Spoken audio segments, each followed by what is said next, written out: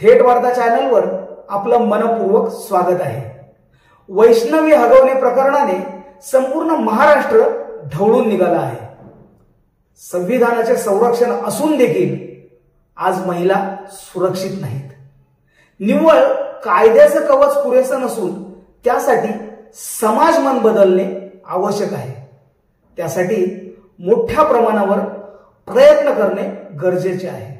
तुर्तास हुंडाबळीसारख्या गंभीर आणि दुर्दैवी घटना टाळण्यासाठी लग्न ठरवताना सावधगिरी बाळगणे अत्यंत आवश्यक आहे।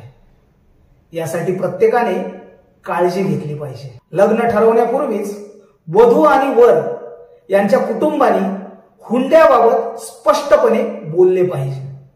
कोणत्याही प्रकारची रोख रक्कम, दागिने, वस्तू किंवा मालमत्तेची मागणी असल्यास ती थेट नाकारणे पुढील भविष्यासाठी योग्य आहे। लग्न करताना लेखी करार करावा, ज्यामध्ये हुंडा दिला किंवा घेतला जाणार नाही याची खात्री दिली गेली पाहिजे। यामुळे भविष्यातील वाद टाळता येऊ शकतात।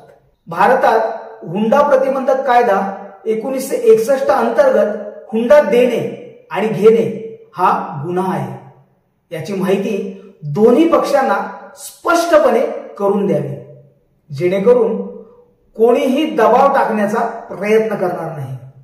तरीही मागणी होत असेल तर ते लग्न तिथेच मोडणे केव्हाही चांगले। वर आणि त्याच्या कुटुंबाची सामाजिक, आर्थिक आणि सांस्कृतिक पार्श्वभूमी तपासून घ्यावी। त्यांचे विचार, स्त्रियांबद्दलचा दृष्टिकोन आणि आर्थिक अपेक्षा याबाबत माहिती घ्यावी। ही माहिती विश्वासू मध्यस्थ, नातेवाईक किंवा मित्रांमार्फत घेता येऊ शकते। कुटुंबाची प्रतिष्ठा आणि वर्तन याबाबत देखील माहिती गोळा करावी। संपूर्ण माहिती घेऊनच मग लग्न जमवावे। वर किंवा त्याच्या कुटुंबाचा भूतकाळात हुंडा किंवा हिंसाचाराशी संबंध आहे का याची खात्री करावी। स्थानिक पातळीवर चौकशी करणे उपयुक्त ठरू शकते। लग्नापूर्वी वधू आणि वर यांनी एकमेकांशी थेट संवाद साधावा। त्यांचा वैयक्तिक आणि व्यावसायिक अपेक्षा, जीवनशैली आणि कौटुंबिक मूल्यांबाबत चर्चा करावी। वराचे हुंड्याबाबत काय विचार आहे हे जाणून घ्यावे। जर तो हुंड्याच्या बाजूने असेल तर ही बाब गंभीरपणे विचारात घ्यावी।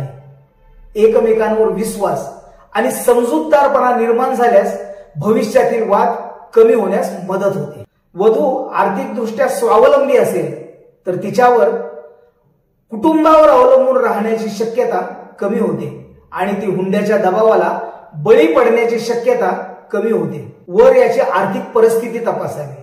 जर तो आर्थिकदृष्ट्या स्थिर असेल तर हुंड्याची गरज कमी होऊ शकते। बऱ्याचदा आर्थिकदृष्ट्या सक्षम असलेले लोकही अवाजवी अपेक्षा ठेवतात। अशा वेळी सावधपणे निर्णय घ्यावा। दोन्ही पक्षांनी आर्थिक जबाबदाऱ्या समान रीतीने वाटून घ्याव्यात, जेणेकरून कोणत्याही एका पक्षावर बोजा पडणार नाही। परंतु हे करत असताना त्या कुटुंबाची आर्थिक क्षमता विचारात घ्यावी। भारतात हुंडा प्रतिबंधक कायदा 1961 अंतर्गत हुंडा मागणे किंवा देणे हा दंडनीय अपराध आहे। यामध्ये 7 वर्षापर्यंत तुरुंगवास आणि दंडाची तरतूद आहे। घरगुती हिंसाचार कायदा 2005 अंतर्गत हुंड्यामुळे होणाऱ्या मानसिक किंवा शारीरिक छळापासून संरक्षण मिळू शकते। लग्न ठरवताना कायदेशीर सल्लागाराची मदत घ्यावी। हुंड्याची मागणी किंवा दबाव असल्यास त्वरित पोलीस किंवा वकिलांशी संपर्क साधावा। लग्न ठरवताना दोन्ही कुटुंबांनी हुंडा न देण्याबाबत लेखी करार करावा। यामुळे भविष्यातील वाद टाळता येतात। लग्नाचा खर्च कोण आणि कसा करणार याबाबत स्पष्टता ठेवावी। यामुळे नंतरच्या काळात गैरसमज टाळता येतात। वधू किंवा वर यांच्या नावावर असलेल्या मालमत्तेची माहिती आणि त्याबाबतचा निर्णय स्पष्ट ठेवावा। हुंडाबळी आणि हुंडाविरुद्ध समाजात जागरूकता निर्माण करणाऱ्या संस्थांशी संपर्क साधावा। उदाहरणार्थ महिला हेल्पलाईन 181 किंवा स्थानिक स्वयंसेवी संस्था लग्नापूर्वी कौटुंबिक समुपदेशन घ्यावे, ज्यामुळे दोन्ही कुटुंबामधील अपेक्षा आणि जबाबदाऱ्या स्पष्ट होतील. वधू आणि वर यांनी लग्नानंतरच्या जबाबदाऱ्या आणि संभाव्य आव्हानांसाठी मानसिक तयारी ठेवावी. लग्नाचा निर्णय घेताना वधू आणि वर यांनी स्वतंत्रपणे विचार करावा. कोणत्याही प्रकारच्या कौटुंबिक किंवा सामाजिक दबावाला बळी पडू नये. जर लग्न मध्यस्थामार्फत ठरत असेल तर मध्यस्थाने दोन्ही पक्षांशी निपक्षपणे वागावे आणि हुंड्याला प्रोत्साहन देऊ नये. जर हुंड्याची मागणी किंवा धमकी मिळत असेल तर त्वरित स्थानिक पोलीस किंवा महिला हेल्पलाईनशी 181 किंवा 1091 शी संपर्क साधावा. हुंड्याच्या मागणीचे कोणतेही पुरावे, संदेश, कॉल रेकॉर्डिंग, लेखीपत्र जपून ठेवावेत, जे कायदेशीर कारवाईसाठी उपयुक्त ठरू शकतात. अनेक शहरांमध्ये महिला संरक्षण कक्ष उपलब्ध आहेत, जिथे तक्रार नोंदवता येऊ शकते. प्रत्येकाने स्वतःच्या कुटुंबात आणि समाजात हुंड्याविरुद्ध जागरूकता निर्माण करावी. यासाठी शाळा, महाविद्यालये आणि सामाजिक मंचांचा उपयोग करावा. साध्या पद्धतीने लग्न करण्याला प्राधान्य द्यावे, ज्यामुळे आर्थिक दबाव कमी होतो. मुलीच्या शिक्षणाला आणि करिअरला प्रोत्साहन द्यावे, ज्यामुळे त्या स्वावलंबी बनतील आणि हुंड्याच्या मागणीला बळी पडण्याची शक्यता कमी होईल.